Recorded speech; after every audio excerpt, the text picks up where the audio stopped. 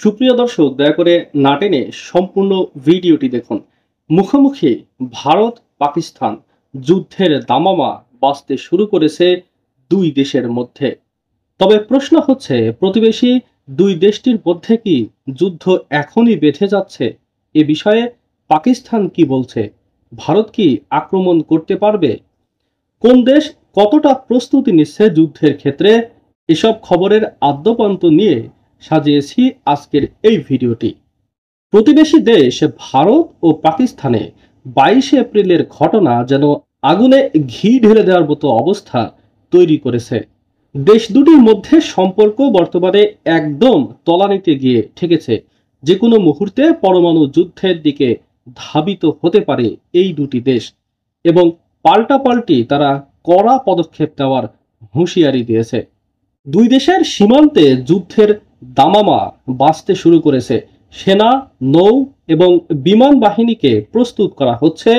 আরব সাগরে রণতরী নিয়ে আসা হয়েছে, ক্ষেপণাস্ত্র পরীক্ষা করা হচ্ছে, নিজ নিজ সীমানায় যুদ্ধ বিমানের মহড়া চলছে। ভাবিয়ে তুলছে তাই বিশ্বকে, বিশেষ করে দক্ষিণ এশিয়াকে। পরমাণু শক্তিধর দুই দেশের মধ্যে কূটনীতিক মাঠেও বেশ টান টান উত্তেজনা চলছে।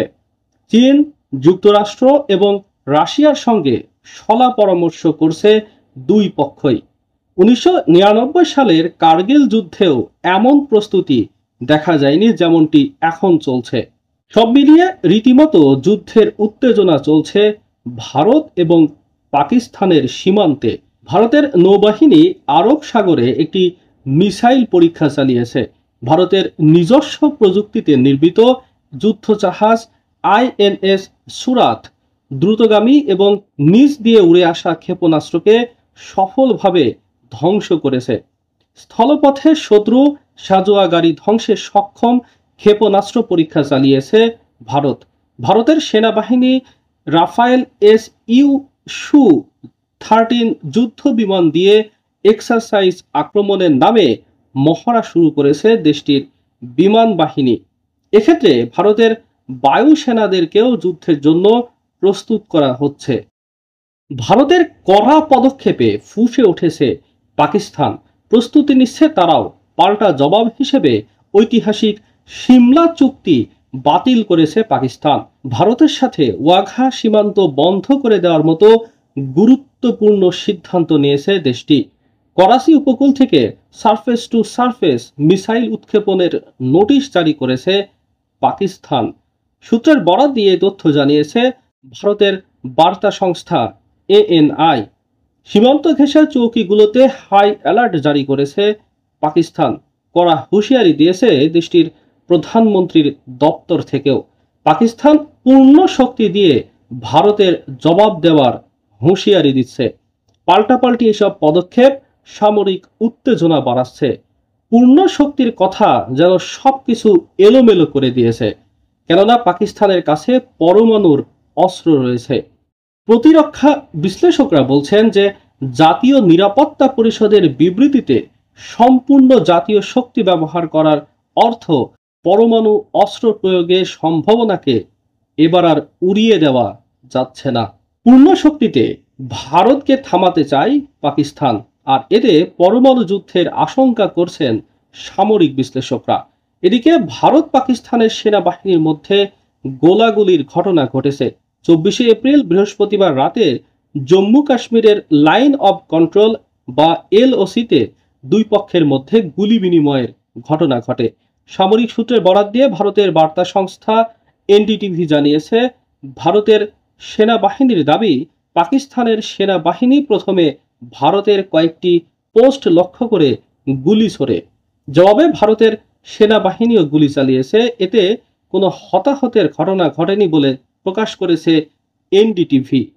ভারতের প্রধানমন্ত্রী নরেন্দ্র মোদী সম্প্রতি পেহেলগামের পর্যটকদের ওপর হামলার পর পাকিস্তানকে অভিযুক্ত করে কঠোর হুঁশিয়ারি বার্তা দেন, আর এর জবাবে পাকিস্তানে শুরু হয়েছে বিক্ষোভ। বৃহস্পতিবার করাচি, লাহোর, মুজাফফরবাদে বিক্ষোভ অনুষ্ঠিত হয়েছে। AFPর খবরে এমন তথ্য জানানো হয়।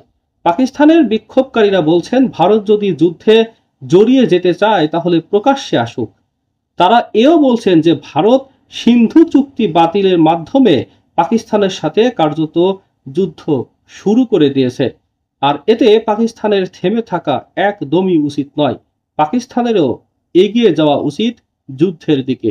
তবে প্রশ্ন উঠছে যে তবে কি ভারত সরকার যুদ্ধের ঘোষণা দিয়ে দেবেন? এমন প্রশ্নে বিশ্লেষকরা বলছেন যে প্রথম হচ্ছে ভারত সরকার 2021 সালের এলসি চুক্তি বা যুদ্ধবিরতি চুক্তি ভেঙে সীমান্তে গোলাগুলিতে সবুজ সংকেত দিতে পারেন। দ্বিতীয় পথ হচ্ছে ফের 2019 সালের মতো বিমান হামলা এমনকি ক্রুজ মিসাইল হামলায় যেতে পারে নয়াদিল্লি। আর এর প্রতিক্রিয়া হিসেবেও বড়সড় পাল্টা হামলার আশঙ্কা থেকেই যায়, যেমনটা দেখা গিয়েছিল আগের বারের বিমান হামলার পর। বিশেষজ্ঞদের অবশ্য দাবি সার্জিক্যাল স্ট্রাইকের মতো সেনা অভিযানের সিদ্ধান্ত নেওয়া নরেন্দ্র মোদী সরকারের পক্ষে কঠিন হবে, কারণ সেক্ষেত্রে প্রত্যাঘাতের রাস্তা বেছে নিতে পারে ইসলামাবাদ। তখন পরমাণু শক্তিধর পাকিস্তানের সঙ্গে সরাসরি যুদ্ধে জড়িয়ে পড়া ছাড়া আর কোনো ধরনের অপশন থাকবে না মোদী সরকারের হাতে। ভারতের জন্য আণবিক অস্ত্রের নিরিখে অবশ্য পশ্চিমের প্রতিবেশী দেশ অর্থাৎ পাকিস্তান থেকে অনেকটা এগিয়েই আছে ভারত। আর এখন যুক্তরাষ্ট্র যেহেতু নানা ইস্যুতে ব্যস্ত রয়েছে, তাই এই সংকট মোকাবেলায় যথাযথ ভূমিকা নিতে পারবে না বলেই মনে করছে বিশ্লেষকরা। ভারত এবং পাকিস্তানের যে কোনো সংকটে সবচেয়ে বড় ঝুঁকি হলো উভয় পক্ষই পারমাণবিক শক্তিধর দেশ। এই বাস্তবতা সামরিক কৌশল থেকে শুরু করে রাজনৈতিক হিসাব নিকাশ পর্যন্ত প্রতিটি ক্ষেত্রে প্রতিটি সিদ্ধান্তকে গভীরভাবে প্রভাবিত করবে। তাই উভয় পক্ষই অনেক সতর্কতার সাথে পদক্ষেপ নিতে হবে বলে মনে করছেন বিশ্লেষকরা। যদি ভারত পাকিস্তান যুদ্ধে জড়িয়ে পড়ে, অর্থনৈতিক দিক থেকে ক্ষতিগ্রস্ত হবে ভারত এবং পাকিস্তান, আর সেই ঢেউ এসে লাগতে পারে বাংলাদেশের দিকেও। বন্ধ হোক যুদ্ধ, বন্ধ হোক হানাহানি, শান্তি হোক পুরো বিশ্বে।